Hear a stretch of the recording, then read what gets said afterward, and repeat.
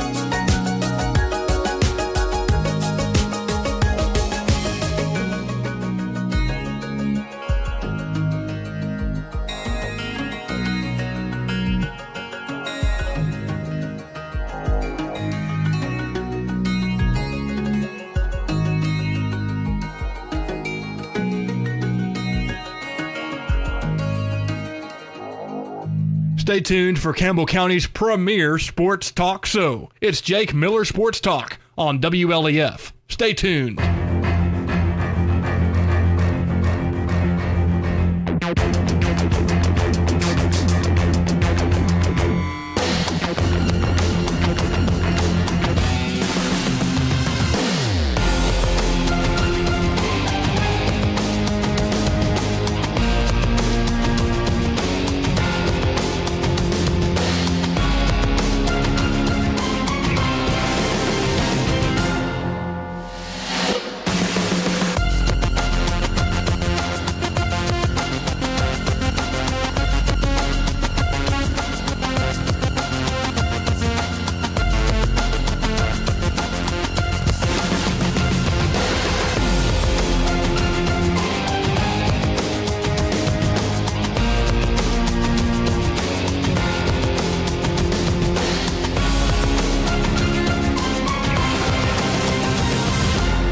Stay tuned for Campbell County's premier sports talk show. It's Jake Miller Sports Talk on WLEF. Stay tuned.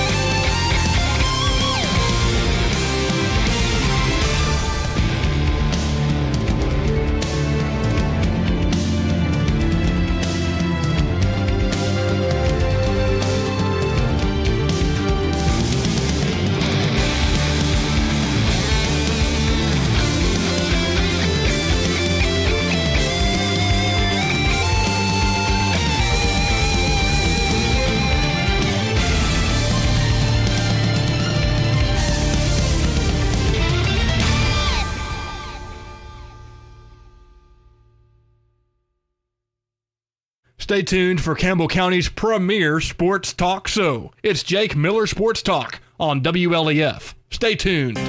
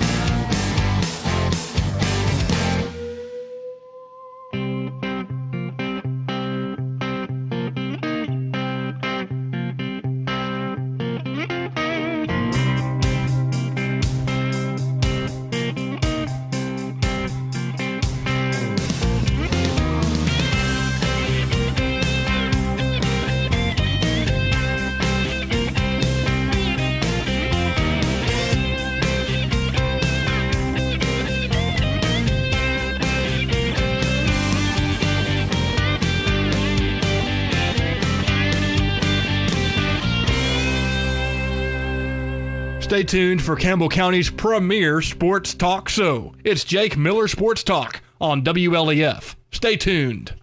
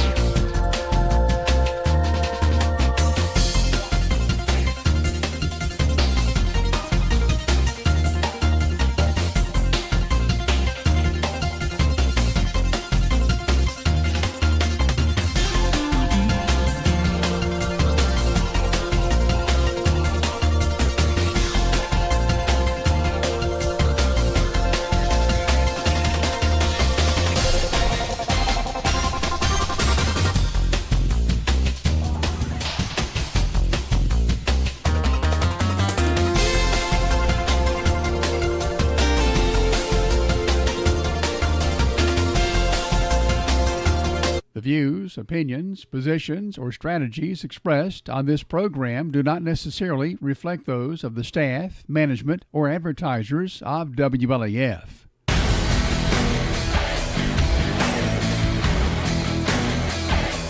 You've tuned in to Campbell County's premier sports talk show. Jake Miller Sports Talk is on the air from now until 8 p.m.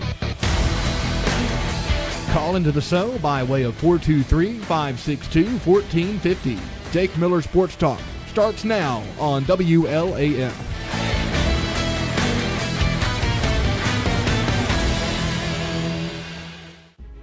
And welcome in to another edition of Jake Miller Sports Talk on WLAF, presented by Rusty Wallace Honda. Jake Miller, Caden Poston, Matthew Moore.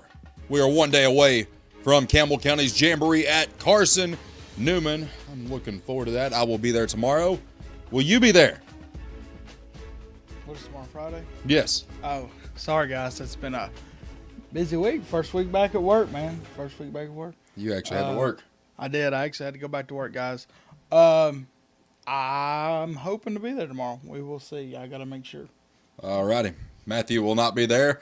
However, I will be there on the sideline. Guys, as always, Jake Miller Sports Talk is presented by our friends at Rusty Wallace Honda, 109 Callahan Drive in Knoxville, the intersection of selections. Go check them out, rustywallacehonda.com. All right, Poston. So we are 2 scrimmages into the preseason. Yeah. Okay? Now, everyone wants to look at the final scores of these games and just think, oh, well, here's what it's going to be the entire year. And that is not the case. No. Because in a lot of these cases, man, like, you put your starters in, yes. And now when the starters are in, I'll just go ahead and tell you flat out. Starters in the game versus the opposing team starters, which, by the way, have a lot more depth in a lot of cases than what we had.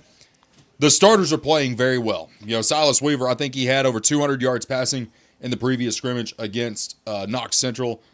Max Boshears had a ball that he went up and got. It was a catch. It was a catch. I mean, Catch. at the end of the day, Catch. I mean, you can't help the referees out of Kentucky. I mean, that's just what you're going to get out of that state. That state is the cesspool of America. Yeah, basketball, same way.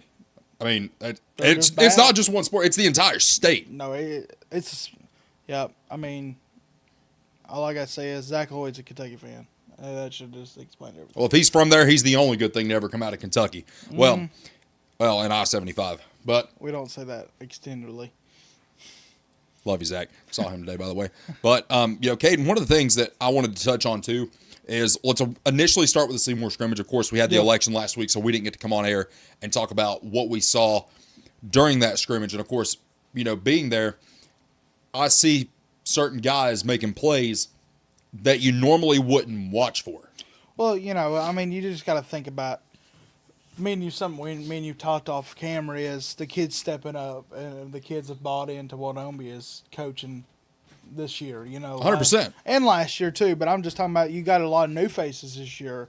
Like I said, you got Silas Weaver at quarterback. You've got Sam Sexton that's going into his senior role here. You've got other players that you know maybe we're not familiar with, you know, this year that we were of last year. Right. But they've bought into what Omby has been preaching and teaching to these kids ever since day one in May. So, you know, it's workouts in December. So it's just one of those things where, you know, we've got the 2 scrimmages. We know what we've got. We know what we got to work on. You know, it's a lot different in practice than it is playing somebody. You know, it's nice to be able to play other kids, other competition that we have.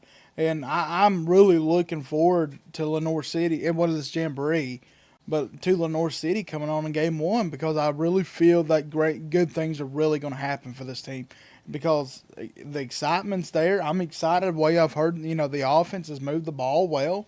Drummer has got a great screen for the boys, and I'm excited to see how we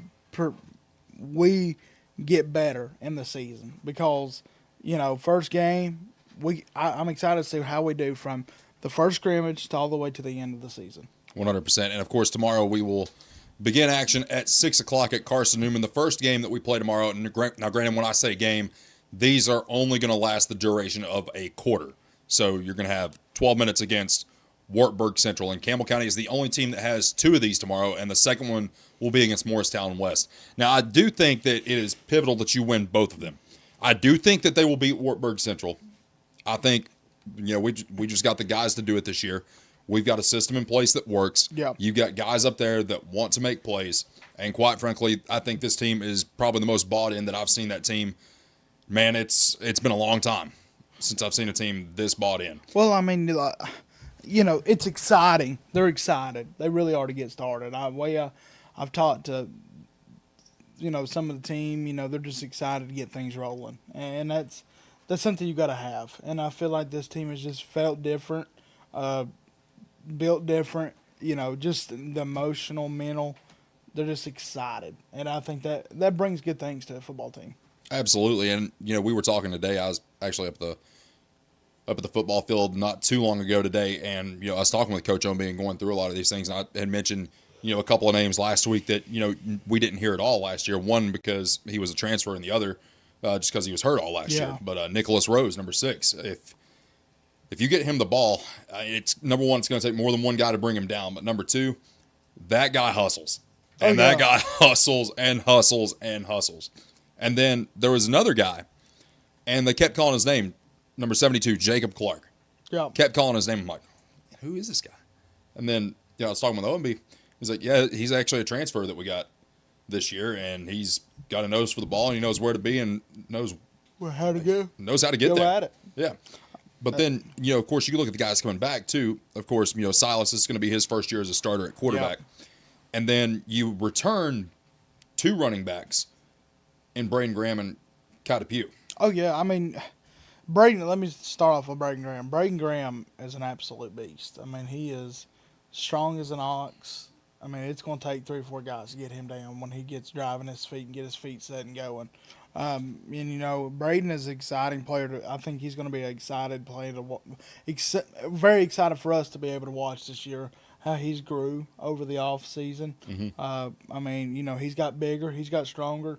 And, I seen him at the other day, and, I said, you excited? He said, I'm excited. And, I can just tell from last year, from his freshman year to this sophomore, going into now, his second, third year? Oh, he's going to be a junior. Junior, yeah, his third year. I mean, the much growth as a person and as a leader, and just his body wise. I mean, he's going to be tough to be excited for. It's going to be a tough time for somebody to bring him down. Then you move out to your wide receivers, and you got obviously Sam Sexton returning. Yeah. Tyler Cook you're going to hear his name a lot. I'm already calling that now. Ty Cook. He's going to cook. Ty Cook is going to cook. Cook gonna cook. That might be the new hashtag for you, good sir. But, I mean, he's one of these guys, if you just throw him the ball, he's going to go up and get it. He's got the height, he's got the speed, and he's got the hands, and that's exactly what you need in a wide receiver. And it's not like he's a twig either. I mean, the thing is, he's a big boy. He's going to be able to battle for some of those, jump balls and whatnot. So it's going to be fun to watch that. And then, of course, you have others in the rotation as well. I mentioned Nicholas Rose. Yep. Well, we've also moved Colton Cup from the offensive line out to like a tight end or a slot position this year. Well, I mean, I think you're going to have him good. and Jack in that role. Well, I mean, I think it's going to be really good to put in your scheme. I mean, let him go get it. Let him go get the ball, because he's big enough to take down, to go fight after those 50-50 balls. There ain't nobody going to stop him. When Colton's determined to fight, he's going to fight. He's going to get it, and he's going to. I mean, he's a great kid, and he loves Campbell County, and I say this: I'd hate to be a middle linebacker taking him down. You don't want that. Or going trying to prevent him from catching it. No. And then, of course, you've got Jack Stooksbury going to be back in the rotation as well. Jack. And we just mentioned Nicholas Rose, but another one to watch out for, the junior, Jaron Wilson, number 5. He's going to be one to watch out for as well. Because, I mean, he's one of these guys, he can make plays, especially if he gets out in space. Like, I just see him just taking off. And then, of course, Max Boshear's returning as well. I mean, and Max is... He's just a go-getter. I mean, one of my favorite memories of Max is when I helped Pemberton, Pemberton's first year, and that was Max's freshman year, and we were playing Oak Ridge, and we were actually in the game with Oak Ridge. I think we were down 7 at halftime, and we went out in the second half, and Max was playing safety, and he intercepted it against Oak Ridge. Dude, that fired me up. I mean, just a freshman intercepting a varsity team, Oak Ridge team, was just unbelievable for that to be able to read that coverage. It's pretty cool. 100%. And, speaking about the offensive line, I mean, you can't just speak to one of them. You got to speak to all of them. I mean, they're going to be good. Because, I mean, everyone's like, well, how can you judge that? It's like, well, your quarterback's not going to throw for 205 yards if you don't have an offensive line. No, absolutely not. I mean, and you're not going to be able to run the ball like Braden Graham has been able to do the past 2 weeks if you don't have an offensive line. An offensive line is the foundation. You don't have a good offensive line, your offense goes to the ground. It don't matter what kind of quarterback you got, what kind of wide receivers you got. It ain't going to happen. And then looking at the defensive side of the ball, of course, you got your DBs. And, of course, a lot of these guys play both ways. Sammy, he's going to go out there, do his thing. Sam's going to give his best, man. I mean, Sam's got one mind. It's give it all or don't give it at all. Pretty much it. And Sam's going to give it all. And there's not going to be a time where Sam quits. And then, of course, you got guys, same as the offensive side of the ball. You got Colton Cup. Yep. And we'd already mentioned Jacob Clark, Landon Chadwell, Owen Blankenblicker, Titan Longmire is probably going to see some playing time this year. And then, you go to your secondary. Lucas Ornelas is going to be a name to watch for, number 17. Oh, yeah. Lucas, man. He had a lot of tackles last week. He's an excited kid to be out there. And, I mean, I'm excited to see how he does this year, like progresses from game to game. He's had a positive attitude. Maybe not got as much minutes when he first started out, and he's really earned those minutes. And he's a great kid. I've been around him. I mean, I went to school with him, and he's a great kid, man. And then, of course, we look at all that. Drew Crowley, Tyler Kettlehake, your special teams. Look at Drew making the 5-star preps. Drew is. I was watching him in practice, and if we get in a situation where we have to kick a 40 to 45-yarder at UT. What's that? At Tennessee. No. No, I'm just saying, like, in our case, like, if Drew's having to line up from 40 or 45. Line him up. I mean, I'm confident that he's going to make it. For him to be able to do that in his second year kicking field goals and doing special teams, it's pretty impressive, boys. Absolutely. And then, Caden, let's take a look at these first 3 games that we have. Okay, Lenore City. Yep. First-year head coach, Rusty Bradley. They're going to throw the ball 95% of the time. Yep. 95% of the time and they might even try to bubble screen you to death. That's just his offense. Yep. They might run bubble screen, and then have somebody on a wheel route and try to beat you deep. Like, that's just how his offense works. Yep. First-year head coach, but there has been so much instability with that program. Is he able to get these guys motivated enough to be able to come in week 1 and get a win for Lenore City? Last year we went to Lenore City and started the game off really well. We started off very, very well. I was really... Everything was fine until 23 seconds left in the first half. Yeah. Everything was fine up until that point. I think our team now is going to be even more fired up. You got to think about it. And I'm not bashing last year at all. We went 0-10. And if that don't fire you up, make you want to run through a wall, then I don't know what will. And I feel like this team is different. I feel like this team grew, and they're hungry. They're hungry for a win. And, I think Lenore City's going to have a lot harder time this year trying to get a win on the hill. I think they will as well. I'm going to say, we're going to give our predictions week by week, but we're not going to do that today.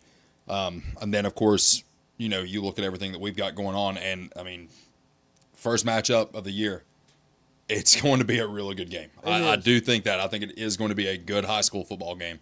And then moving along to week 2, Cherokee comes to us this time. That's actually got a later start date of 7:30 compared to everything else that starts at 7, and that was the same way last year just because, we'll call it like it is. It's a haul. Oh, it is. From and Rogersville it was a haul here. for us last year. That was we'll call it like it is, that was the disaster of all disaster days last year. It was not good. No, it was not good at all. And part of the reason is, we get up there, I think Matthew and I, we've talked about this extensively. It's like we find out the day of that we're not actually allowed to broadcast the game on video. It was audio only. It's crazy. Well, then we're an hour from kickoff, and I'm pretty sure we'd even started the broadcast. The team's not even there yet. The bus driver had taken a wrong turn. Well, it took them so long to find a place to turn around, they didn't show up until it was like 35 minutes before kickoff. And they had a warm-up stretch. I don't even know if they went full stretch. Who knows? I don't know how you can in 35 minutes. And, of course, that game could have been a lot worse than what it was. Of course, we lost game 33-0. But you got to think it messed up just everything. Everything was just not good that night. No, nothing was good that night. But when you look at that game on the schedule, they had a very senior-heavy team last year. Yeah. So you're going to get a completely different look. Now, granted, anybody can sit there and say, well, they're doing the same things in practice. What if this guy's just as good as the last? And he may be. We don't know. I've not seen any film on him. They've had the same quarterback up there for the past 4 years. The guy started as a freshman, and he started all the way up to his senior year. He's graduated, so they now have a new quarterback. Yeah, I'm not bashing. They're a very good football team, and they're going to be tough. There's not a game on our schedule where it's like, okay, we're going to get a win here. That's who we play. That's how we play. That just is what it is. Every night's going to be a fight. That's in 5A football, So, but like I said, this team this year's different. Our team's different. It is. And then, of course, you got your first region game in Carnes up on the hill. Now, I'm glad it's on the hill. They're going to have a new quarterback coming in this year. And, Carnes kind of faces that same battle as Campbell County as far as keeping kids that are supposed to go to Carnes at Carnes. It's like, how do we keep them here instead of them going to Hardin Valley or going to, a private school? Because you call it like it is. Not only do you have the one right down the road, but you also have Catholic and CAK that are right there as well. Yep. So they're having to battle that. Now, they do have a good running back this year, but they lost the running back from last year who was also really good. It's basically Deshaun Bishop High School at this point is what that is. But when you look at what we've built over the past 12 months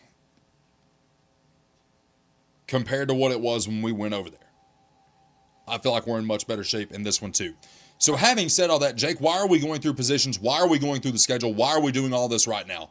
And I'm here to tell you there is a path to 3-0.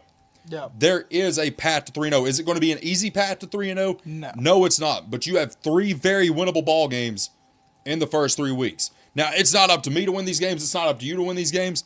Quite frankly, how bad do we want it? Yeah, it's on.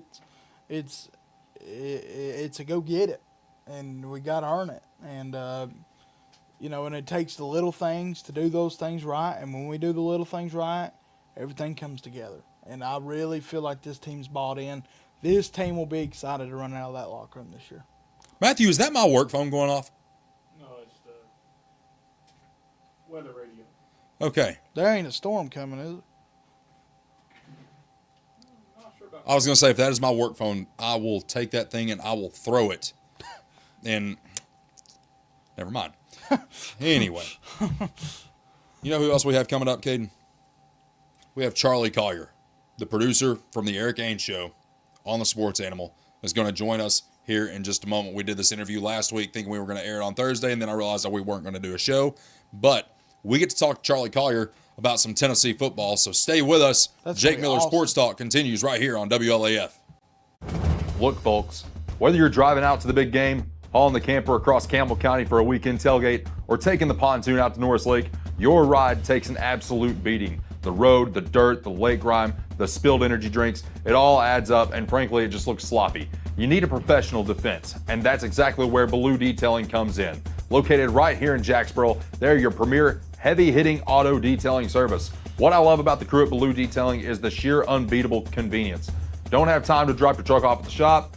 It's non-issue. They offer full pickup and delivery services, so you don't have to miss on a single minute of the pregame show. And it gets better. They have a dedicated mobile service. If your boat is already docked down at Indian River Marina or your RV is parked and set up for the season, guess what? Their mobile crew is standing by. Cars, trucks, RVs, boats, they run the table. I'm not the only one throwing flags for these guys either. They boast a flawless 100% recommendation rating from their customers. They are always open, always working, and always ready to make sure your vehicle looks like a first-round draft pick. Don't let your ride the bench looking like that. Get on the schedule today and give Baloo Detailing a call at 423-912-2974. That's 423-912-2974. You can also reach out to them at baloodetailing@gmail.com. Make the right play. Call Baloo Detailing and tell them Jake sent you.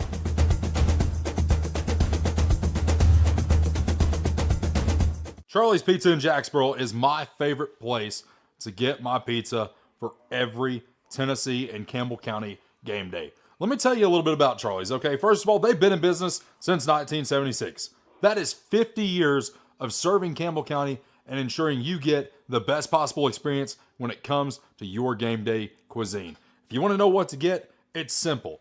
Get just the standard pepperoni pizza, but then there's a little kick that you can add to it. And what you want to do is you want to add buffalo sauce, red pepper flakes, and an extra layer of cheese. That's Jake's way. That's the best way to get your pizza. Charlie's Pizza, Jacksboro, Tennessee, 423-562-0116, and let them know you heard about them right here on Jake Miller Sports Talk. America's best pizza is just right here in Campbell County. People from all over the country travel to Campbell County for Charlie's Pizza. Maybe it's the handmade crust, maybe it's the fresh ingredients, or maybe it's just the friendly service and good times. Come see for yourself and find out what makes Charlie's Pizza the best around. This is Joe Evans from Charlie's Pizza. We've been open since 1976, and we have the best pizza in town, so come down and see us. Jake Miller Sports Talk, WLAF, cruising along with you on a beautiful Wednesday here in East Tennessee. Pleased to be joined by the man himself, producer of the Eric Ainge Show on 99.1 The Sports Animal, Charlie Collier. Charlie, how are you, sir? Well, it's August. That means we have football this month, and that means I'm doing pretty well, Jake. I appreciate you having me. How are you? Man, we are living the dream. Of course, everything is beautiful up here in Campbell County. Your appearance is actually brought to us by Charlie's Pizza today. Charlie, I'm going to make sure that you get some if you have not had any already. But Charlie, you said it best, man. It's August, which means football is just a few short weeks away. And of course, we've already seen some of the developments coming out of the University of Tennessee. And then we got some questions still that keep coming up, most notably with the quarterback position. Is it going to be GMAC? Is it going to be Faison Brandon? Charlie, at the beginning of the spring, it was basically GMAC's job to lose, and he didn't necessarily have a stellar spring. So now Faison Brandon's in the mix, and we're seeing both these guys in the media. We're kind of confused. What are you hearing? Yeah, I mean, I think even when you go back to spring, it was one of those situations where I think it was a three-man race. I think anybody had a chance to win it. I think the perception publicly was probably that George McIntyre, it was his job to lose just because he had that year of experience. But I don't know if that was ever the perception internally. I think they viewed all three as, strong candidates to potentially earn the job. And then I think even heading into fall camp, they probably still view all three as guys that can go and start for them. But, I think naturally, when you start to project this quarterback battle and you look and you have a guy that, was as highly rated as Faison Brandon, but just beyond that has, some of the physical traits, some of the intangibles he has, when there isn't separation starting to build between George and Faison and Ryan Staub, I think naturally you start to go, okay, well then if there's not separation, you go with the guy with the higher ceiling. And I think people think the higher ceiling, probably Faison Brandon. And Charlie, talk about this other guy that no one talks about. Of course, third string quarterback Ryan Staub. We got him last year essentially as, okay, well, if this doesn't work, we got him. So what is his role in all this? We talk about him just a little bit, but a lot of people don't realize you could get in a position where you need him really quick. I think he's a guy that at least has some, Power 4 experience. Ryan Staub started a game for Colorado, play a little bit.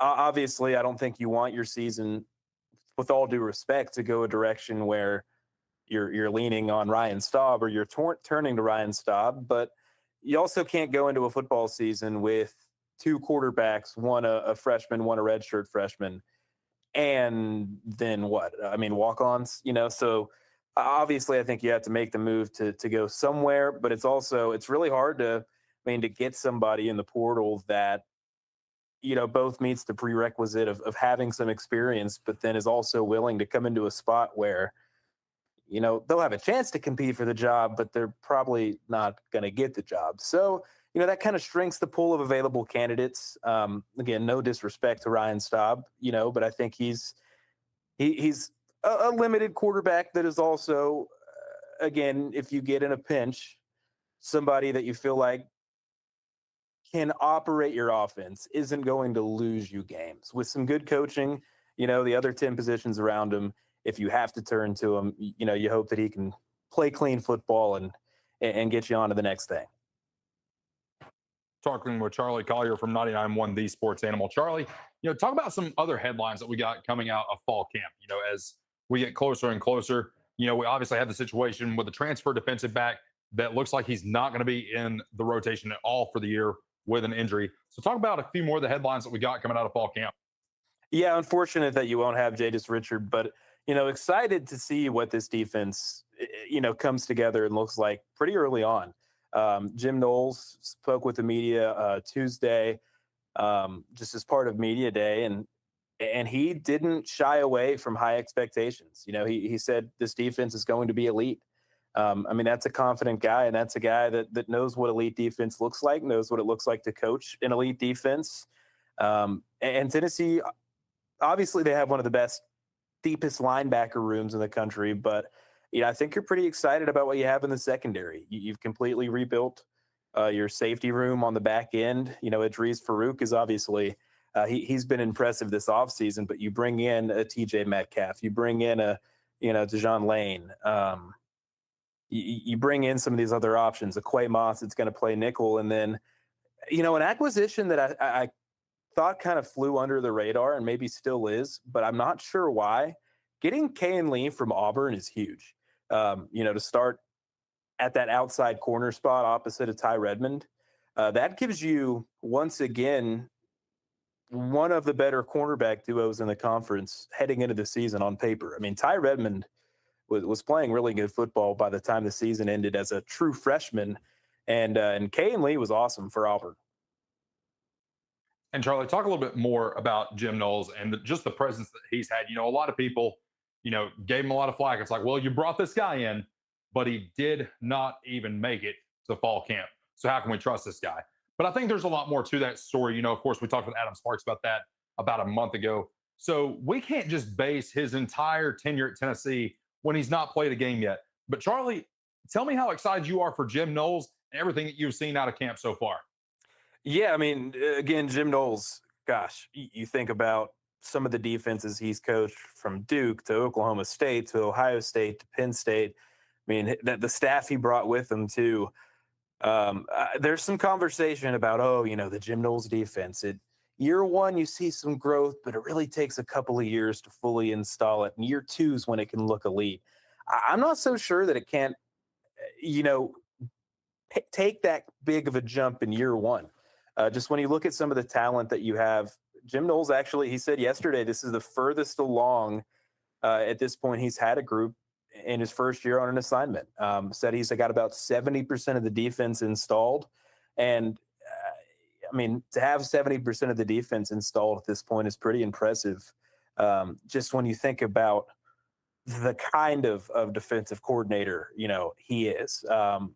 Gosh, his play sheet's got to look like a Cheesecake Factory menu sometimes, just with all of the different packages he wants to be able to install and all the different looks he wants to be able to show you and just all the different counters he wants to have. I think that's really what set him apart during his career as a defensive coordinator. He's got an answer. He's got an answer to everything because he's able to teach his defense to do so much. And then he's just a guy that obviously has such a good feel for the game and calling a defense. And Charlie, shifting gears a little bit, we're going to talk about some of the dark horse candidates you might see out of college football this year, most notably in the SEC. But, earlier today, you'd actually mentioned, maybe even throwing in Louisville into that mix because you made a really good point. Louisville's a place that gets a lot of talent that comes through. And it's just like, when are they going to break through? When are they going to make that next step? Because the resources are at Louisville. When's it going to be the time for Louisville? Yeah, it's an ACC that feels semi-open this year behind Miami. Yeah, I think it's an elite Miami team, but it's a Louisville roster that is pretty complete. Jeff Brom consistently has been winning 9 games there. Last year they were decimated by injuries, but they found a really good run game and they bring back an excellent run game. They're going to turn to Lincoln Keenholz at quarterback. Lost the starting job at Ohio State last year. But, a guy that maybe has some talent. I wouldn't be surprised in a weaker ACC. They don't play Miami and they get SMU at home. Maybe they can make some noise. My favorite sleeper team in the country personally is in the Big 12. And it's Oklahoma State, actually. You think about some of the quick turnarounds we've seen in this kind of era of college football. Most notably, obviously, Indiana, but some of the other turnarounds we've seen that have happened quickly or kind of follow a similar recipe. A coach takes over a job that has done nothing but win, and he brings a good chunk of what made him successful at his last job, at his G5 job with him, to his new home. Well, that's what Eric Morris has done. Last year, he had North Texas as one of the best G5s in the country. He brought his offense with him, and it was the highest scoring offense in the country. So he brings a quarterback in Drew Mestemaker that is looking to be a potential first rounder, one of the leading rushers in the nation, one of the top receivers in the country, inserted a ton more talent. And the other thing, Eric Morris has just won everywhere he's been. It's a semi-manageable Big 12 schedule. I'd keep an eye on Oklahoma State. That is a really solid point there coming out of Stillwater. You got the T. Boone Pickens money, you got all that, and they've just got to make it happen. Now let's shift gears over to the Southeastern Conference, the holy grail of college football as we know it.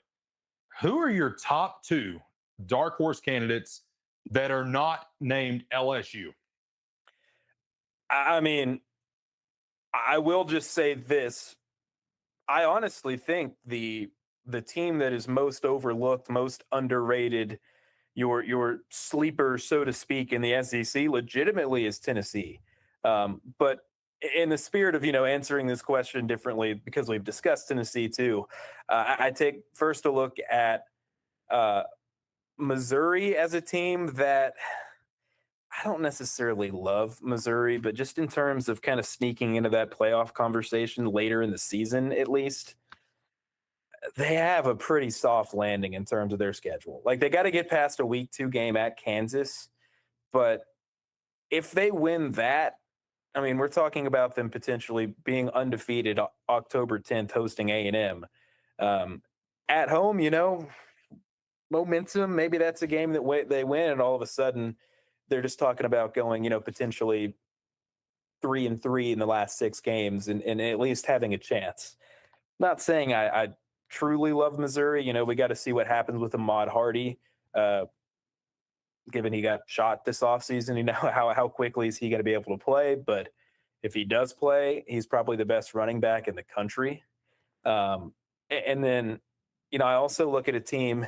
Unfortunately, I don't think their schedule is going to allow their record to look that much better than it was last year. But just in terms of a team that plays a lot better than they did last year in the SEC, I wouldn't be surprised if it's Mississippi State. Kamario Taylor taking over a quarterback, I think he's a stud. I think he's going to be a star. I think Jeff Lebby's going to have a good offense. They were in a lot of games last year that they could have won, but that defense was terrible. Fired Coleman Hutzler. They bring Zach Arnett back into Starkville. He's coached some really good defenses before, and they did a pretty decent job retaining talent. And Charlie, one of the reasons why we, didn't necessarily mention LSU, it feels like we've heard it over and over and over again with Lane Kiffin. It's like, oh, he's going to get it done here. Well, he didn't get it done. He's going to win a championship here. Well, he didn't do it. And, it just gets to the point, man, where it seems like he's the type of guy that will lead you to, like, let's just say the perfect burger restaurant. And then you're like, okay, this guy says it's great. We're going here. You get there and it's closed. That that sounded oddly familiar. Jake Miller. What could that be? I don't know, Charlie. It sounds like the time that I actually sent you after you got done playing golf at one of our courses up here in Campbell County, up at Deerfield. And I said, you got to stop at this place on the way out. You have to stop here. And I didn't see. I got a call from you that day. And it's like, dude, the place is closed. I'm like, what do you mean, like closed for the day? And you were like, no, like it is closed. Yeah, so Greens at Deerfield, shout out. My favorite course in Tennessee to go play. So I go up there a good bit, and I was telling you about it, and you're like, oh, dude, you got to try Chadwell's. It's the best. It's the best burger in town.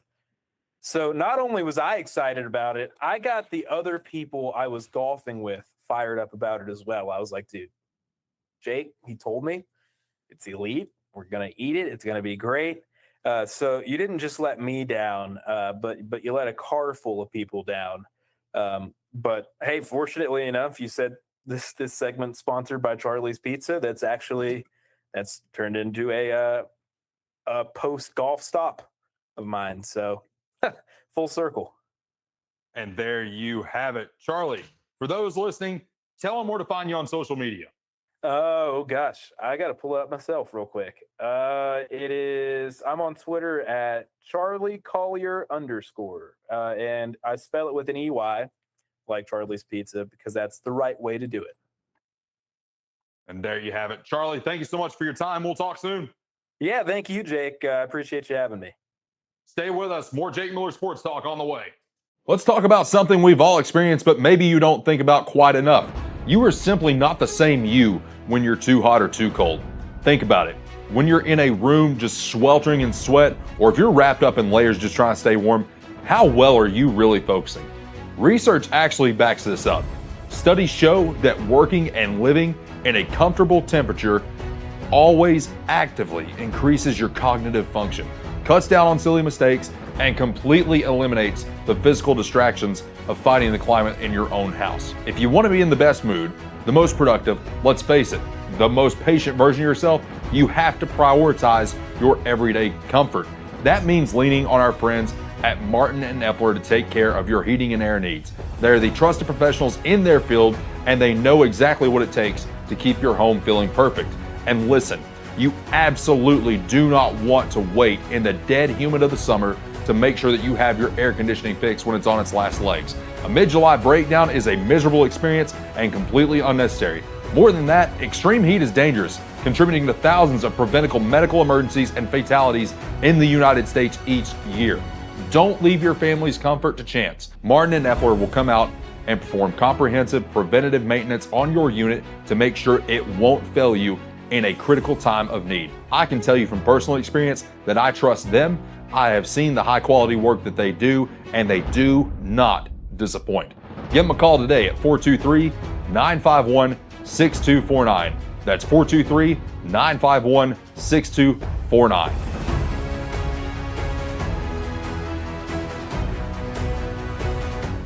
Campbell County's premier sports radio and TV talk show is on the air. This is Jake Miller Sports Talk on WLAF.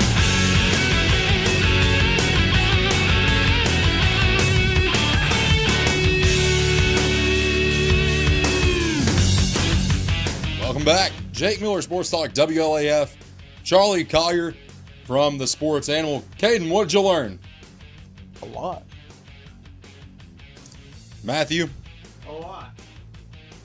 We learned a lot from Charlie That was Collier. a great interview, though. I'm being serious with you. On a real note, that was an awesome interview. I appreciate that. I mean, well, I'm talking about him, but he's an awesome guy. Got the chance to work with Charlie for a few years in a previous life. Glad we were able to have him on. Big fan of Campbell County golf. But That's crazy. as we talk about Tennessee football going into fall camp, as we talk about the first game of the year, it's Furman coming up. Coming up, man. What, 3 weeks? Right at it. I mean, 2 weeks till the 25th. I mean, 3 weeks, 3.5. We're getting there, man. I'm excited, man. I really am. I mean, I really. There's a lot of unknowns, but I think that builds the excitement for it. I just really worry about the quarterback situation. I'm a little nervous. I mean, I don't know who's going to start. We don't know who's going to start. It's almost 3 weeks. Will we know until kickoff? I don't know. Well, and the thing, too, is does Josh Heupel get the most out of his quarterbacks? I think in almost every case, he gets the maximum potential out of his quarterbacks. Yeah. Now, getting the maximum potential out of them and developing them are two completely different things. And we haven't really seen a full-blown development of a quarterback since Hendon Hooker. Yeah. I think Nico was getting there, but his dad coming the way.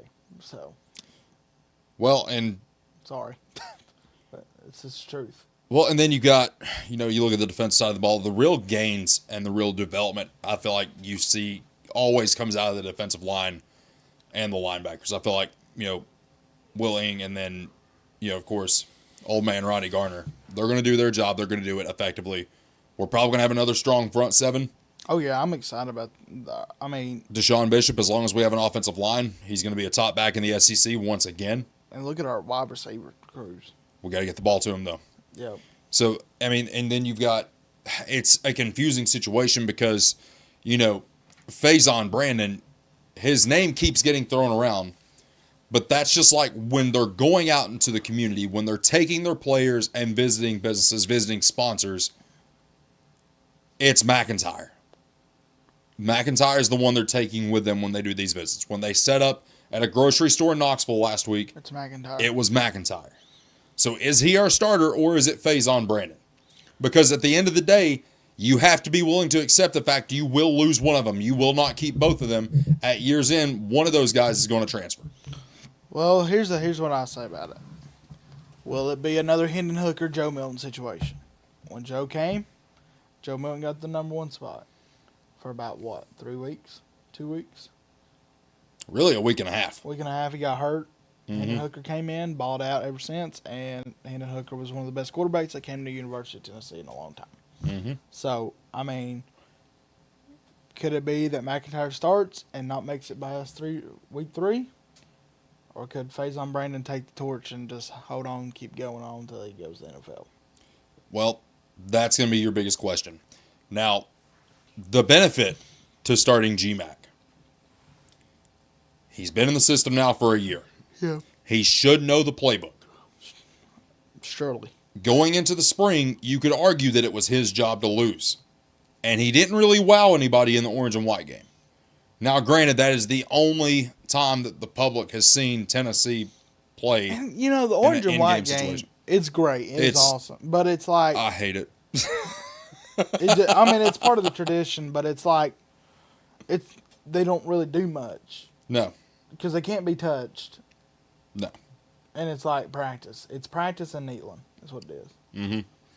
But another thing, too, like, Faison Brandon, everyone made such a big deal about what he did. I mean, he only made one real explosive play. But people are acting like it was 10 or 15 explosive plays that he made, and that's just not the case. And in a defense, that defense, I mean, I would have. We're not going to kill our own guys. Yeah. There's no friendly fire. And they know the plays. The defense knows the offense. I know that, yeah, I mean. That's why, they probably cheated half of the plays. Probably. As a play, as a safety. Well, that's the thing that happens in a spring game is stuff like that. And, I mean, your biggest question mark is still at that position. The biggest problem that I have is that whenever we roll out a quarterback, like we've already got fans that are on either one side or the other. I just want to see the best guy play. But you got so many fans that are either on one side or the other that if the other guy gets the start in week 1, then you basically create a war between your fan base. And the bad part is, like, how can you judge the other guy when you've not seen him play? Well, we've seen that. We've seen it with Joe Milton. We've seen it with Nico. Everybody half wanted Joe, half wanted Nico. And it's like, when Joe would have a bad game, I would hear chants, Nico. And then when Nico would do really bad, we want to go back to JoJo. So I hope we don't do that this year because that gets annoying. It gets annoying, and it gets annoying quick because at the end of the day, everyone wants to put all the blame on the quarterback. Yep.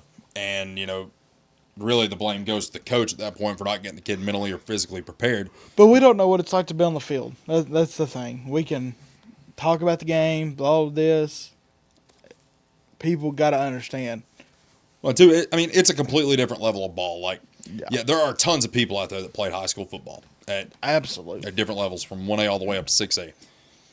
Here's the thing, that like playing in college at the SEC level is a significantly bigger jump than what they were used to in high school. Oh, yeah. And some of those guys did go on to play, lower level D1 ball. Yeah, I'm not bashing that, but going to the SEC, it's a completely different ballgame.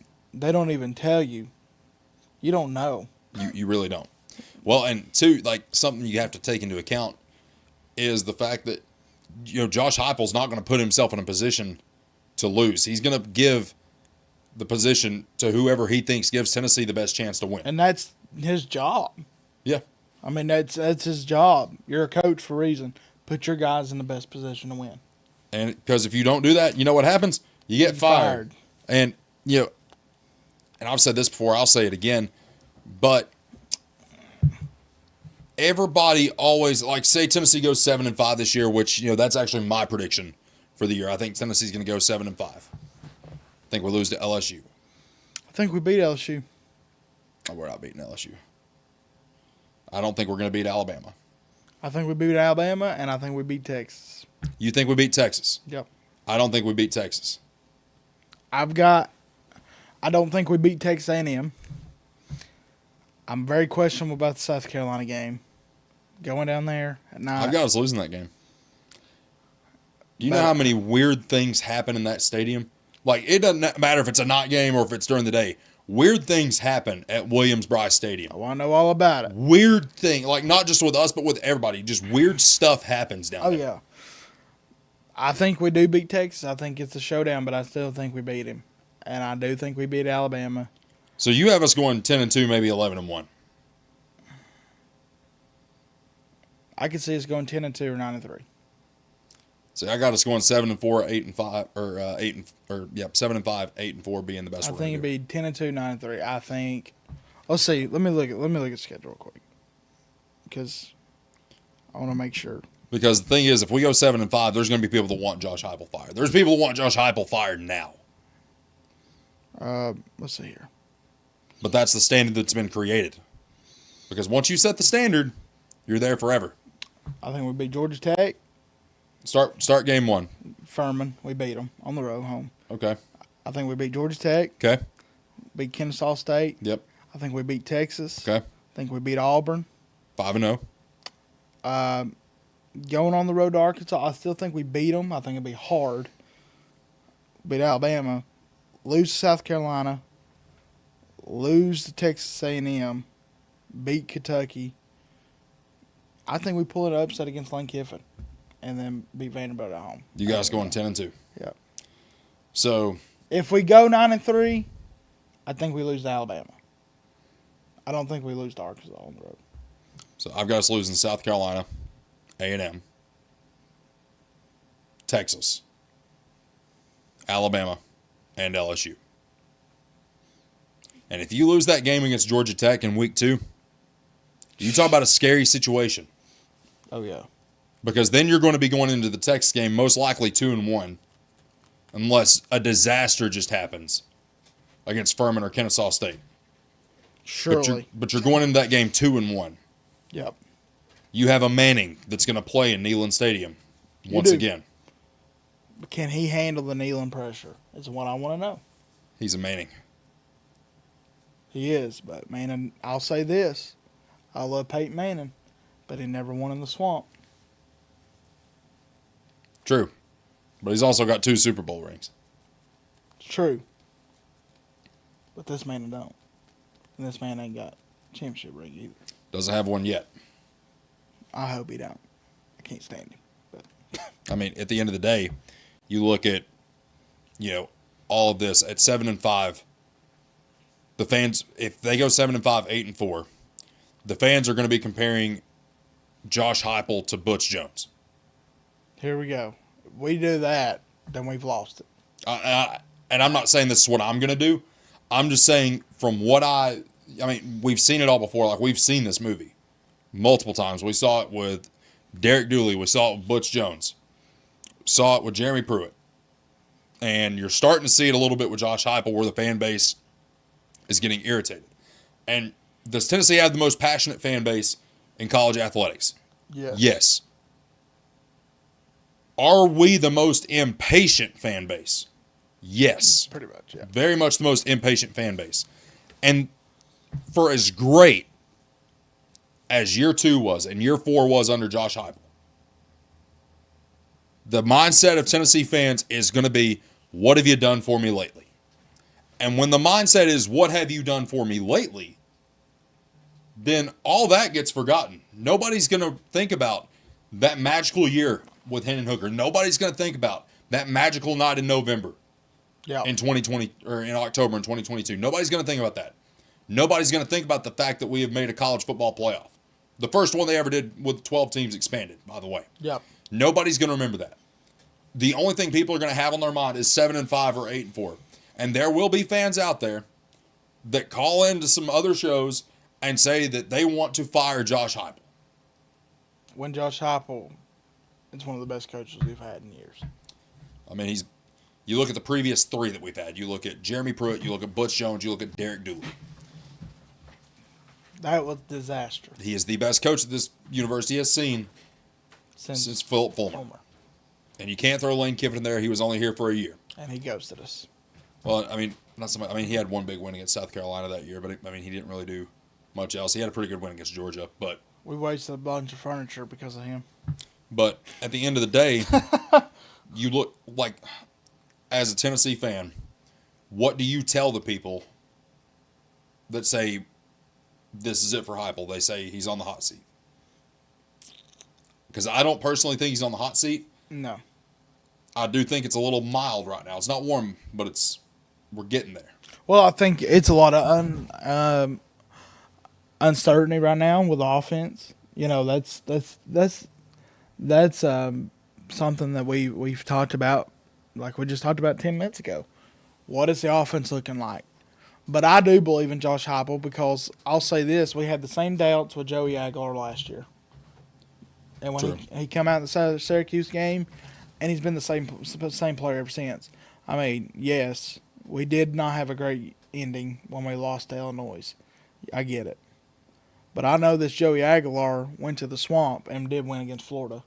And, I mean, yes, that Florida team was not very good. No, there's definitely an asterisk next to that one.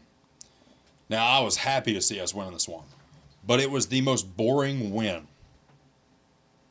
Think about this. The most boring win at Florida that you could ever imagine. I did not enjoy watching that football game. And I have not seen us win at the Swamp since 2003. Yeah, I wasn't born. I remember it. I remember the previous two times. We won in 01 and 03. And we hadn't won since 1971 before that. But when you beat Florida in the Swamp as a Tennessee fan, you should be excited. You should be thrilled. And it just lacked that luster. That Florida team was bad. They just didn't care. No. They were a team that had given up. They were a team that had quit. But, I mean, that's what happens when you fire a coach mid-season, though. Yeah. But I'm just saying, I believe in the hype. And, I mean, I'm excited to see the announcement who's going to get QB1. That's what I'm anxious for. I guarantee you we don't know an answer until 3 days before kickoff. I think we don't know until Saturday. We might not even know the Thursday before we kick off. We're going to be talking about Campbell County and the result from Lenoir City, preview in Cherokee, and we still might not know who the starting quarterback will be. Hey, let's make a prediction right now. Who do you think it's going to be? I think Faison. I think it's going to be McIntyre. All right, Matthew. Who you picking? Say a name, Matthew. George or Faison? Matthew is going with G-Mac. G-Mac. I believe in G-Mac. Well, the thing is, they wouldn't be trotting him around town if they didn't think he was going to be QB1. It's true. That's where my mindset is with that. Now, on the flip side of that, there has been a situation at Tennessee before. A.J. Suggs was rolling into the year as your starter. His backup was Joey Matthews. And then the third string guy was Casey Clausen. Yep. A.J. Suggs starts out the year, terrible. I think Joey Matthews started one game, wasn't all that great. So then they put in true freshman Casey Clausen. I'm pretty sure he only lost one game the rest of the regular season. That's crazy. And then Casey Clausen goes on to almost lead us to a national title. I mean, they did say that that third guy that tried in the Winter White game showed out. Ryan Staub? Yep. And in his situation, your main focus needs to be, I'm going to be ready if the team needs me. Be ready. Now, I don't think we're going to get to a situation. I hope we do. That means we're blowing out somebody. No, I mean like to where we have to play him. Oh yeah, where we have to. No. I don't want to be like No. we were in 2017, where it's who all did we even start that year? Because we started. Justin Worley. No, this has been after. Well, it was it wasn't Nathan Manor. Quentin Dorman did. We started Quentin Dorman. He was awful. And then Terrible. we started Jarrett Garantano. Yeah. Then we started Brian Maurer. Pretty sure we started JT Shroud if he hadn't already left by then. And then somehow Will McBride gets the start at Missouri. Do you even remember what number Will McBride was? No. Exactly. I'll say this. I think Garantano could do something with Josh Heupel's offense. We will never know. No, we will not. No, we will not. I feel sorry for everybody who played for Pruitt. Well, some of them are in the NFL now. Can't feel too sorry for them. No. I wonder if they got some McDonald money too. We're not even going to get into that on this show. We'll discuss that another time. That is it for hour number 1. Hour number 2 of Jake Miller Sports Talk coming up right here on WLAF. Let's talk about Slick's Barbershop. At Slick's, they believe that getting a haircut shouldn't just feel like another errand on your list. It should be something that you actually look forward to. Whether you're coming in for a classic cut, a tight fade, or a traditional straight razor with a hot towel, they don't rush the process. They take the time to do it right. They got Nelson, Skylar, and 7 in the chairs. And they are dedicated to delivering top-tier work every single time. If you want to step it up, ask about the Manor Special. It's the full treatment. Hair, beard, eyebrows, and a splash of premium cologne to finish it off. They also do a great job on the father and son package, which is perfect for keeping you and the young man looking razor sharp together. More than the cuts, it's about the atmosphere. It's a place to sit back, talk, laugh, and walk out feeling brand new. They bring that classic barbershop tradition to the modern day.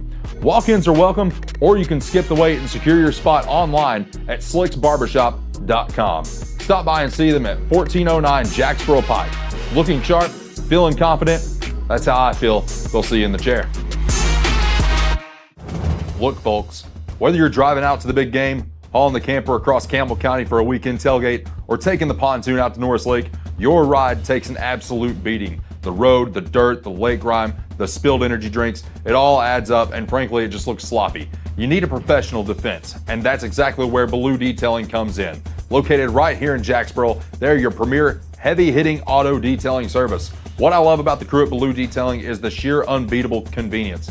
Don't have time to drop your truck off at the shop? It's non-issue. They offer full pickup and delivery services, so you don't have to miss on a single minute of the pregame show. And it gets better.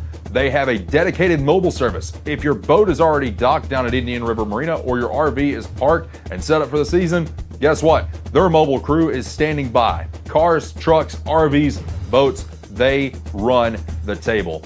I'm not the only one throwing flags for these guys either. They boast a flawless 100% recommendation rating from their customers. They are always open, always working, and always ready to make sure your vehicle looks like a first-round draft pick. Don't let your ride the bench looking like that. Get on the schedule today and give Baloo Detailing a call at 423-912-2974. That's 423-912-2974. You can also reach out to them at baloodetailing@gmail.com. Make the right play. Call Baloo Detailing and tell them Jake sent you.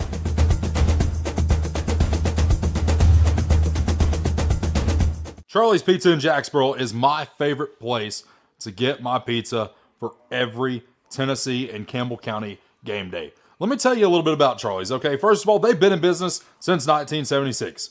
That is 50 years of serving Campbell County and ensuring you get the best possible experience when it comes to your game day cuisine. If you want to know what to get, it's simple. Get just the standard pepperoni pizza, but then there's a little kick that you can add to it. And what you want to do is you want to add buffalo sauce, red pepper flakes, and an extra layer of cheese. That's Jake's way. That's the best way to get your pizza. Charlie's Pizza, Jacksboro, Tennessee, 423-562-0116, and let them know you heard about them right here on Jake Miller Sports Talk. America's best pizza is just right here in Campbell County. People from all over the country travel to Campbell County for for Charlie's Pizza. Maybe it's the handmade crust. Maybe it's the fresh ingredients. Or maybe it's just the friendly service and good times. Come see for yourself and find out what makes Charlie's Pizza the best around. This is Joe Evans from Charlie's Pizza. We've been open since 1976, and we have the best pizza in town, so come down and see us. Let's talk about something we've all experienced, but maybe you don't think about quite enough. You are simply not the same you when you're too hot or too cold. Think about it. When you're in a room just sweltering in sweat, or if you're wrapped up in layers just trying to stay warm, how well are you really focusing? Research actually backs this up. Studies show that working and living in a comfortable temperature always actively increases your cognitive function, cuts down on silly mistakes, and completely eliminates the physical distractions of fighting the climate in your own house. If you want to be in the best mood, the most productive, let's face it, the most patient version of yourself, you have to prioritize your everyday comfort.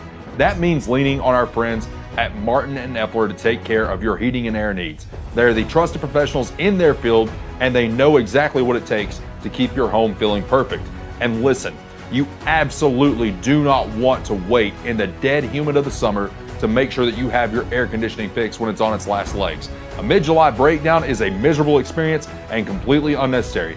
More than that, extreme heat is dangerous, contributing to thousands of preventable medical emergencies and fatalities in the United States each year.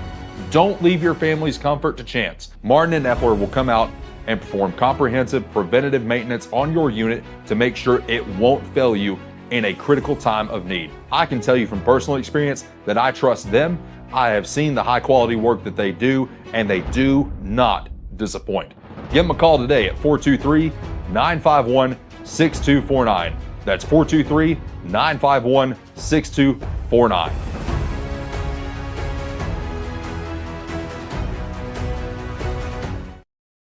Campbell County's premier sports radio and TV talk show is on the air. This is Jake Miller Sports Talk on WLAF. Jake Miller Sports Talk presented by Rusty Wallace Honda, back at you for the second hour of the program. It is time for the water cooler. Matthew, play that funny bumper. Oh, yeah! Love that guy. I don't even know who that is. I don't either, but I love him. It never gets old.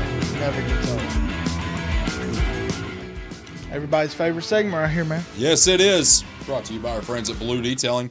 Guys, so unfortunately, we are a part of the water cooler this week.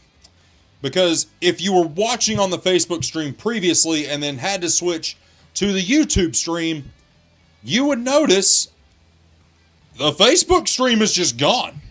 It gone. It's gone. And it's like, well, what in the world happened? Why did this happen? Well, apparently somebody doesn't like my Lululemon shorts, and we got reported for nudity. That man is fully clothed. Fully. This man is fully clothed. The man behind the camera is fully clothed.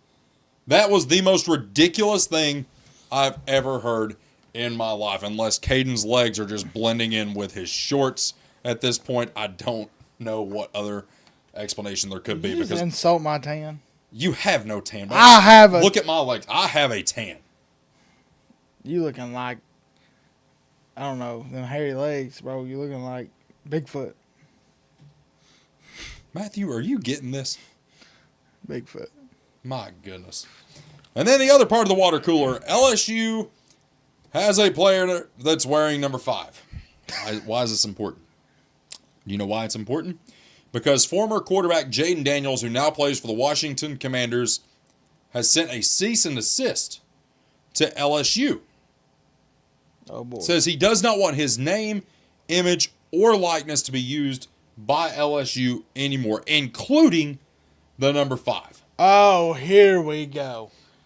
Tell him to take that number 5. My thing is, like, what did you do when you were at LSU? Did you win a championship? No. Nope. Did you even make it to Atlanta? Nope. Did you do anything of merit? Nope. And his girlfriend cheated on him.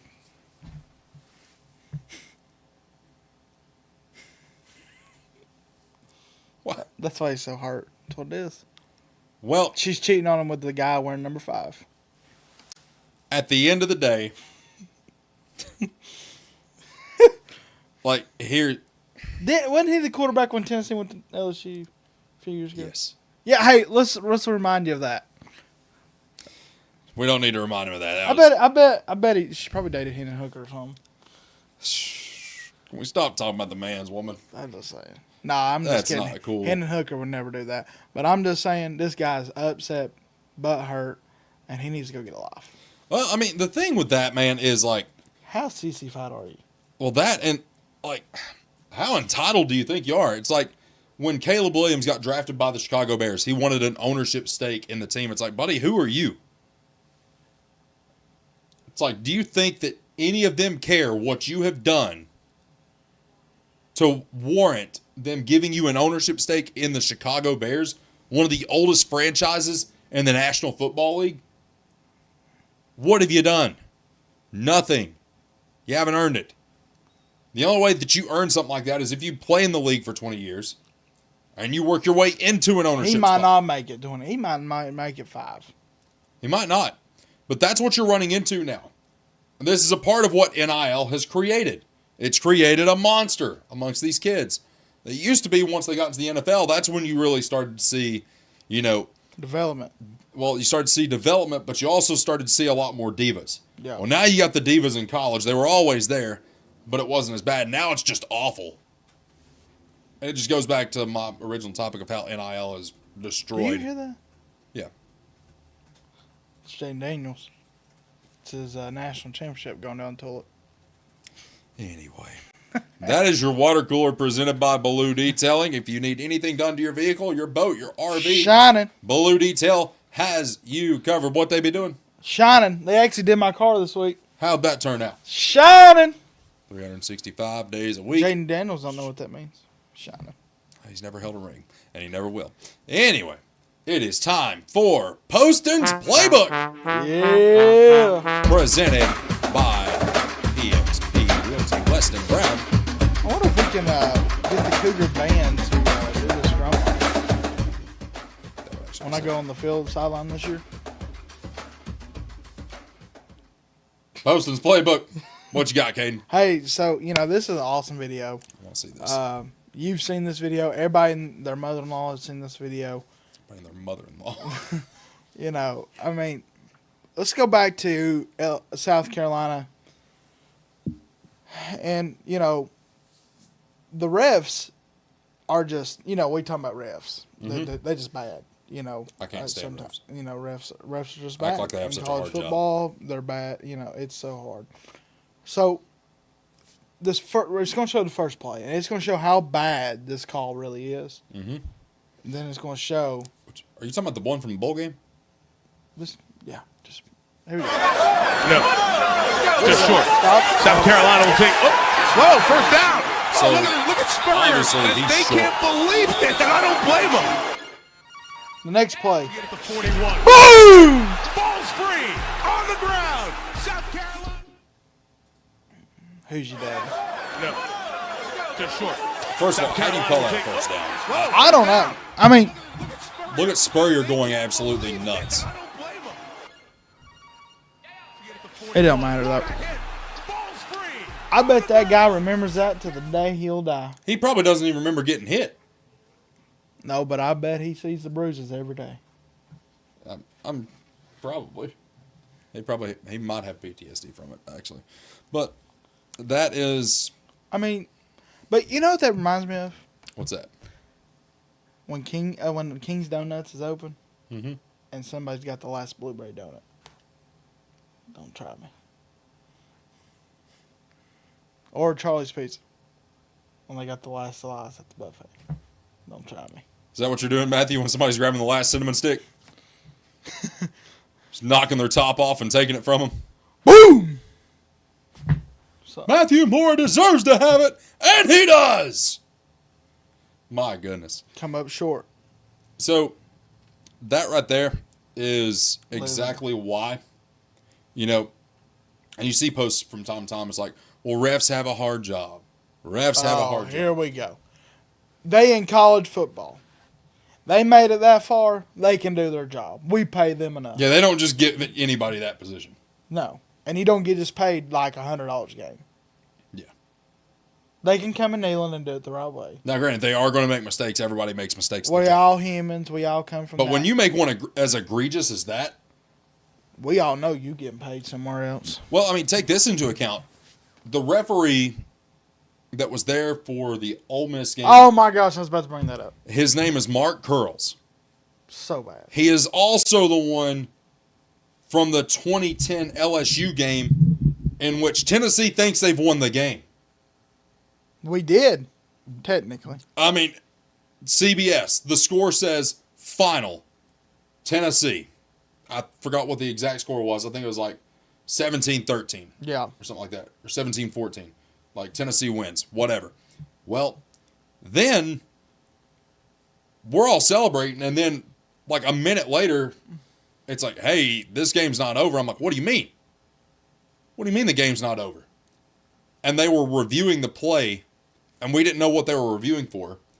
I didn't know that you could review that there were too many men on the field. Because it's like targeting penalties still weren't a thing Yeah. really either that you could review. Because like you can't review a pass interference call. Yeah. So my mindset was, well, how can you review that? You can't review a penalty. But, I mean, it's over. And then we lost the game next play. That was the same official. And then it was also the same official from the 2008 Florida and Arkansas game in which there were multiple bad calls, and he actually got suspended over that one. I have not seen Mark Curls officiate a football game since the 2021 Tennessee LSU game. Or not Tennessee LSU, Tennessee Ole Miss. That was the first down. Well, the problem with that is when you make so many bad calls, and that wasn't the only bad call that he made that day. No. There were multiple bad calls. And then you have the Lane Kiffin situation where he's having a player fake an injury to get a free timeout out of the deal. When you do the math Who on starts it, that in LSU, bro? dude, they basically got 40 free timeouts. Oh, yeah. And, I mean, it's like every day. Every time.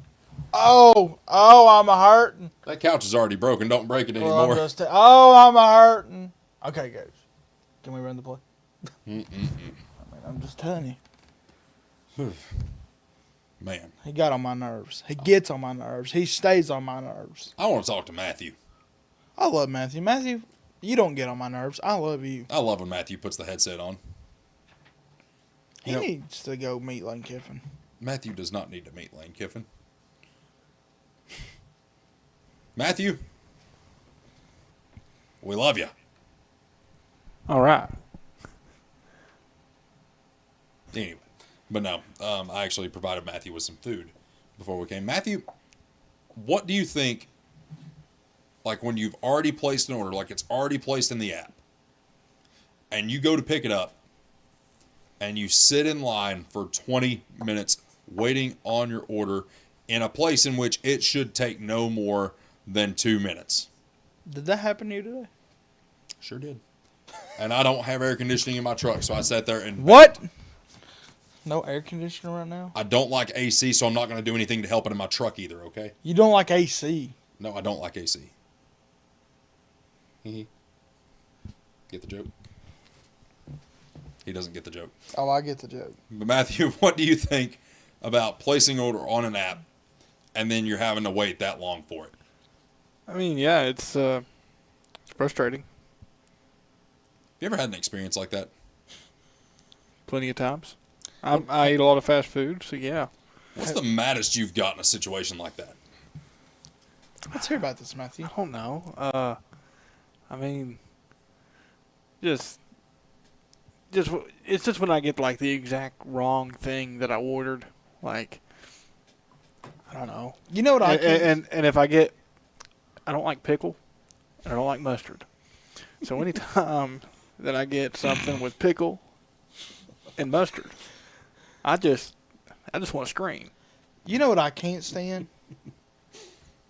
When they, like Matthew, get it wrong. Mm-hmm. And like he said, like you tell a burger place, don't put pickle on it. Yeah. Like, how hard is that? I mean, if you take a minute, 15, They don't 20 even minutes. put the pickles on the burger when they make it. If you take a while to cook food, but it comes out right, you're good. But if it takes a long time And you and still get it wrong. and it ain't right, I'm finding some way to make it right. And I tell you what, Straws. this has happened a few times where I order on the app, all the different places that are fast food chains, because it's saves you a little bit of money and maybe you get out there a little bit quicker. Who knows? Plus the points. And so, yeah, the points, which are kind of a scam. Yeah. They've really nerfed the McDonald's point system, but you know, Chick-fil-A, you can use your points for whatever you want. McDonald's, you get one item. yep. I love Chick-fil-A, guys. Oh yeah. Eat more chicken. But yeah, sometimes you can go on the app and have them refund you the money, which is helpful. Yeah. I can't stand when they don't put straws in a bag That's annoying. Or if they give you a broken straw. or no napkins, and you know you ain't gonna be like. Kaden, did you ever hear about my trip to Clinton last year? Oh, I did. I think I did. I'm pretty sure I called Matthew screaming. Jake was not happy that day. I was in Pigeon Forge that night. So I got here's what I do. I like to get a spicy McChicken sandwich, plain, no lettuce, no mayo, right? Yeah. I like to get a double cheeseburger, plain, meat and cheese only, right? Yeah. Well, it's taking forever to get it, right? Yeah. Right. You know, get that, get my fries, get my Diet Coke. I love my fries. Well, burger, it's wrong. I'm already mad. Just wad it up, throw it to the side for a second. Well, then I grab my McChicken. No lettuce, no mayo. Oh boy. Guess what this thing had on it? Pickle. No, it had the biggest wad of mayonnaise that I'd ever seen in my life. I got so mad that I just spiked it into the floorboard of my truck, called Matthew. I'm pretty sure I was cussing and screaming the whole time. And then he's just like, at the end, he's like, oh, well, we just left buddies. And the bad thing, like, that's one of my favorite, like, fast food places to stop at. And I was like, I could have literally just paid Matthew to bring me a plate. You ever done that? And it would have cost less money, too. You ever done that? Like, you go eat, like, okay, like your family goes out to eat somewhere big, and they bring you home, like, Taco Bell. You know what I mean? And they're like, yeah, we just got done eating at Cherokee Grill. Like, here's your quesadilla. Yeah, here's a case of it. Hey, I don't mind Taco Bell. No, I'm just kidding about that, but, like, dang, Matthew, you didn't bring him no buddies, man. He'd already left, and I told him I was stopping at McDonald's. He didn't know that I was going to have to wait in my hot truck for 10 minutes on my food Get for that it to be water wrong. mayonnaise. Pretty sure you told me to just go back inside and see if they'd fix it, but it was already spiked in. What? That's the worst thing you could have told him at the moment. Well, no, the thing is, I'd already spiked the McChicken into the floorboard of my truck, so it wouldn't have done me any good. Here you go, guys. Here's my money. Here's my hair from the dog. So not only did we have to go deal with the Clinton game after that, but then my truck stinks because I've got a McChicken in the floorboard that's just been sitting there baking even more than what it already was. It was not a good day for Jake Miller. So what's your go-to order, Matthew, at Buddy's? I get the hog back with the pork and the cheese and the butter and the sour cream. Load that thing up with extra barbecue sauce. And You have to get Hush Puppies when you go, though. Oh, the Hush Puppies are the best. they are good. This last time I got the trio sampler. Oh, So you got like comes with a half chicken, but they didn't have any half chickens. I said, "Can you get a full one and cut it in half?" They said no. So I got pulled chicken, pulled pork, and ribs. And the side of- ribs are actually pretty good. they're not bad. I love Buddy's, man. So yeah, that was. I had the meat sweats the rest of that day. I tell you that. I mean, that just happens. It's a good kind of what's sweat to have. When you played tennis, Jake, what was your pregame meal? My pregame meal for tennis? Yeah. Lunchable with ham Love a good Lunchable. Lunchables are good. and 2 McChickens, a large fry, and a regular Coke. Chicken and ham. Mm-hmm. Chicken ham. Chicken ham. Chicken ham. Yeah, like the worst possible thing I could put in my body before a match, but I had a pretty good record to show for it. So we'll take it and go with it. Roll. My goodness.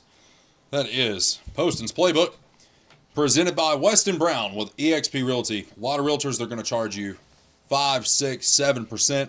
Not Weston Brown. Weston Brown makes sure to get you in at the lowest rate possible, even as low as 2% in some cases is what I've seen. That is incredible. Crazy. For a realtor. Shining.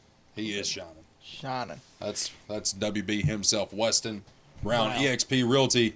Give him a call today at 423-494-6504. Let him know you heard about him right here on Jake Miller Sports Talk. Guys, as we near football season, we get to bring back a segment in which I love very much. Our Picks by Slicks. I'm excited. And we get to start that next week because we're actually going to be making picks for college football week 0. It's an exciting week. It's Game exciting. day's back. There's nothing like waking up on a Saturday morning. Now, something else we're going to do with this. It's going to add to our social media. I'm going to work on it tonight. I'm going to create a PowerPoint with different picks for each week. And our records will show Oh, that'd be good. at the end of each week. That'd be awesome. And the way we're going to pick the Campbell County games is we're going to guess the score. So every other game is going to be win or loss. Yeah. Right? And then when it gets to the Campbell County game, whoever gets the closest score will win that particular week. That'd be cool. It's going to be awesome. Matthew, you in? He is in. He has given me the thumbs up. And we want to give a big thank you to Matthew, the best producer in the business. Y'all Honestly, don't even know what Matthew does. if it wasn't for Matthew, we wouldn't be on TV right now. No, not at all. If it wasn't for Matthew, I'd be in there poking at a board trying to figure out how to get myself off the air. If it wasn't for Matthew right now, I'd be depressed.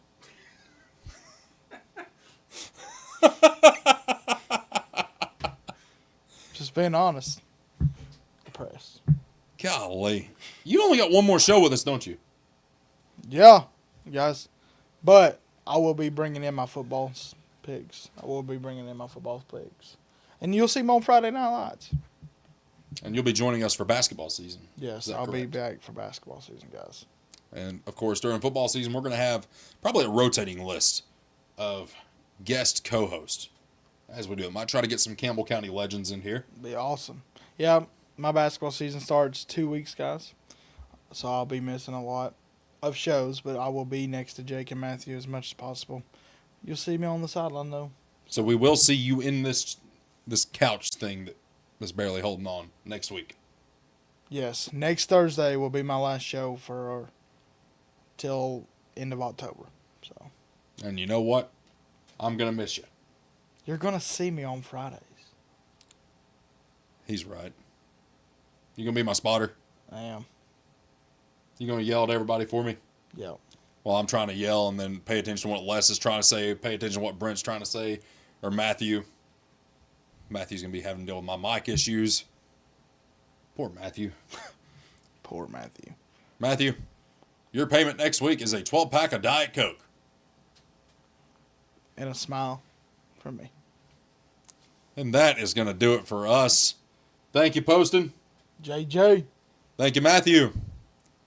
He gives the nod. And thank you to our friends at Rusty Wallace Honda. Jake Miller Sports Talk is presented by our friends at Rusty Wallace Honda, 109 Callahan Drive in Knoxville.